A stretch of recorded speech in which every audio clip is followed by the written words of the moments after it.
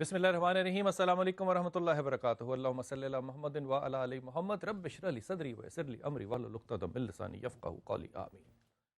ख़वातीन हज़रात, आप देख रहे हैं कुतुब ऑनलाइन और मैं हूं बिलाल कुतुब। बात करेंगे आज अपने मेहमानों से शहादत हुसैन पे, लेकिन इसका एक पस मंज़र भी देखेंगे कि इसका पस मंज़र कहाँ से शुरू होता है। मैं अपनी इंतहाई नाक़िस दानिश से कह रहा हूँ कि ये जो पहला मुहर्रम है और जो 10 मुहर्रम है, इब्तदा है शहादत हज़रत उमर से और इंतहा है शहादत अमाम से। इसका जिक्र करते हैं। मैं अपने मेहमानों का तारुफ कर रहा हूँ। मेरे इंतहाई मोहतरम हिशाम इलाही साहब, हज़रत अस्सलाम अलैकुम। और सूरह मुनाफिकून ने हम पर वाज़े किया कि अक्सर लोग जो खौफ की वजह से कलमा पढ़ते थे, सूरह मुनाफिकून वाज़े तौर पर उन लोगों के बारे में है। ज़ाहिरन अगर जो कलमा पढ़ने वाला है उस पर शक नहीं किया जा सकता किसी पर, लेकिन जो खौफ की वजह से पढ़ते हैं और हैं मुनाफिक, वही मुनाफिक थे जिन्होंने करबला में भी ये किरदार अदा किया। इमाम अली मकाम को मदीना से रुखसत करने वाले भी यही थे, कूफा में बेवफाई करने वाले भी वही थे। हज़रत गुफ्तगू हो रही थी हमारी करबला पे। मैं अर्ज़ करूँगा अदब के साथ एक निस्बतों का ताल्लुक, मिसाल के तौर पे खैबर से हमें फ़िज़ा मिली, लेकिन कोई शख्स जो है वो क़यामत तक फ़िज़ा का नाम नहीं लेता। वो कहेगा अम्मा फ़िज़ा, सिर्फ इस वजह से कि करबला में, अदब से कह रहा हूँ ये बात, वो कह रही है अमाम से कि अमाम अगर मेरा बेटा होता, रो रही है इस बात पे, तो मैं आज उसको कासिम के साथ मैं भी उसको शहीद करवाती। ये जो निस्बतों के ताल्लुक हैं, ये गुलामों के जहन तक तो पहुँचे, लेकिन ये मुसलमानों के जहनों से क्यों निकल गए? मुसलमानों ने हक और बातिल में फ़र्क करना क्यों छोड़ा? बिस्मिल्लाहिर्रहमानिर्रहीम। बिलाल भाई, पहले तो मैं पस मंज़र में थोड़ी सी गुफ्तगू करना चाहता हूँ। जो पहला आपका सवाल था और जो इन्होंने 2 नुक्ते उठाए हैं, हज़रत उमर के बारे में ये सही हदीस हज़रत हुज़ैफ़ा को इल्म में थी कि नबी करीम सल्लल्लाहु अलैहि वसल्लम ने फरमाया कि फ़ितनों और इस्लाम के दरमियान एक दरवाज़ा है, जब वो टूट जाएगा तो फितने उमड़ आएंगे। जो पहला आपका सवाल था कि ये सिलसिला यहाँ से शुरू हुआ फिर ये फितने उमड़ तो फिर हज़रत उमर ने एक दफ़ा उनसे पूछा हज़रत हुज़ैफ़ा से कि क्या वो दरवाज़ा खुलेगा या टूटेगा। उन्होंने कहा यह टूटेगा। और एक मरतबा नबी करीम सल्लल्लाहु अलैहि वसल्लम ओहद पहाड़ के ऊपर हज़रत उमर, हज़रत उस्मान और अबू बकर के साथ खड़े हैं। ओहद पहाड़ हिलना शुरू हो गया तो नबी करीम सल्लल्लाहु अलैहि वसल्लम ने फरमाया उसकुत या ओहद, ओहद ठहर जा, तेरे पे एक नबी, एक सद्दीक और 2 शहीद खड़े हैं। यानी हज़रत उमर की शहादत का तज़किरा तो नबी करीम सल्लल्लाहु अलैहि वसल्लम ने कर ही दिया।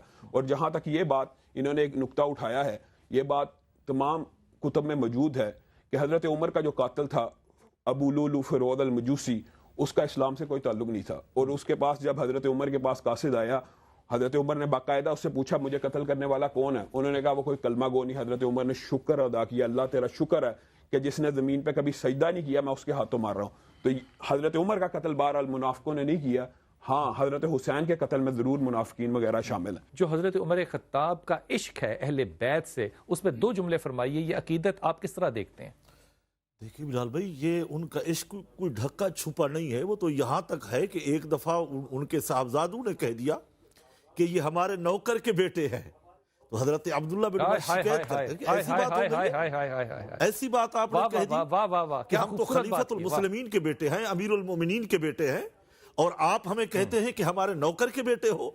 ये बात सैयदना फारूक आजम के कानों में पहुंचती है तो आप फरमाते हैं देर क्या करते हो, जल्दी जाओ, ये लिखवा के लाओ, ये पर्चे पे लिखवा के लाओ। और उमर के इसके सिवा और है किया, अगर मुझे वो अपनी नौकरी में कबूल कर रहे हैं, आले मोहम्मद, अहले बैत मोहम्मद, मेरे रसूल का खानदान अगर मुझे अपना नौकर कह रहा है, तो इससे बढ़ के मेरे पास और कोई एजाज नहीं है, तो जल्दी करो, लिखवा के ले आओ। तो सैयदना फारूक आजम की सारी जिंदगी मोहब्बत अहले बैत से भरी पड़ी है। यहाँ पे फिर ये बात है कि क्या मुसलमान इस ज़माने में या हज़रत उमर की शहादत के बाद हक और बातिल के अंदर फ़र्क करना भूल चुके हैं? मैं आपको एक बात बताता हूँ। हज़रत उमर की शहादत से फितनों का एक बाब तो खुला जो नबी करीम सल्लल्लाहु अलैहि वसल्लम की हदीस में खुद मिलता है, लेकिन हज़रत उमर रज़ी अल्लाह ताला अन्हु की अगर हम शान और मुनाकिब के ऊपर अगर ज़रा सी भी नज़र दुड़ाएं तो हज़रत उमर रज़ी अल्लाह ताला अन्हु की अपनी सीरत क्या है, अपना उनका अदल का मामला क्या है कि अपना सगा बेटा अब्दुल्ला इब्न उमर सच्चा वाक़या है, वो एक कमज़ोर सा ऊँट लाए, उन्होंने खरीदा चंद दिरहम में और एक चरागा में छोड़ दिया। कुछ अरसे बाद वो चरागे में चरता चरता बड़ा हट्टा कट्टा हो गया। हज़रत उमर को पता लगा, हज़रत उमर ने अब्दुल्ला इब्न उमर को बुलाया, कहा कहाँ पे तेरा ऊँट? हज़रत उमर को साथ लेके गए, देखा बहुत फरबा, बहुत मजबूत, बहुत तवाना ऊँट है। हज़रत उमर ने कहा کتنے میں خریدا ہے؟ انہوں نے کہا چند درہم ہے۔ حضرت عمر نے کہا یہ بیت المال میں ہے، تجھے دا ہوگا اور یہ اونٹ بیت المال میں جائے گا۔ عبداللہ ابن عمر نے عبداللہ ابن عمر نے کہا یہ آپ ہمیں کاروبار بھی کرنے نہیں دیتے؟ حضرت عمر نے کہا ہاں تو یہ سوچتا ہے کہ یہ خلیفہ کا، لوگ کہیں گے کہ یہ خلیفہ کے بیٹے کا اونٹ ہے اور اس کو چرنے دو اور یہ موٹا تازہ ہو جائے۔ یہ حضرت عمر کا اپنا طرز عمل ہے، اور حضرت عمر رضی اللہ تعالیٰ عنہ کی اہل بیت سے اتنی گہری نسبت ہے کہ یزدگر کی بیٹی شہربانو جب آتی ہے مسجد النبوی کے اندر تو حضرت عمر کا نظر انتخاب حضرت حسین کے علاوہ کوئی نہیں ٹھہرتا۔ کہتے ہیں اگر حسب و نسب میں کوئی مقابلہ اس کا کر سکتا ہے تو اپنے بیٹے کو پیچھے کیا، اپنے بیٹے کو پیچھے، سب یہ سوچتے تھے کہ اپنے بیٹے سے کریں گے، لیکن حضرت حسین کو آگے کیا۔ اور حضرت عمر کا طرز عمل یہ ہے کہ اپنا وظیفہ تاریخ میں ایک جملہ لکھا ہے، کہا اپنے شہر بانوں کو دیکھ کے کہ شہزادیاں شہزادوں کے پاس جائیں۔ بالکل بالکل، کیا خوبصورت۔ اور شہر بانو نام بھی انہوں نے دیا، اور پھر یہ وہی شہر بانو ہیں۔ اگر دیکھا جائے تو اہل بیت کا سارا سلسلہ حضرت عمر کی اس ایک حکمت سے زیادہ، کیوں؟ کیونکہ واحد انہی کا بیٹا علی کربلا کے اندر بچتا ہے جو انہی شہر بانوں کے، اور پھر انہوں نے کہا مجھے اہل بیت سے اتنی محبت ہے، اے علی میں ڈیمانڈ کرتا ہوں، میں تجھ سے طلب کرتا ہوں مجھے اہل بیت میں شامل کرنے کے لیے اپنی بیٹی کا رشتہ دے۔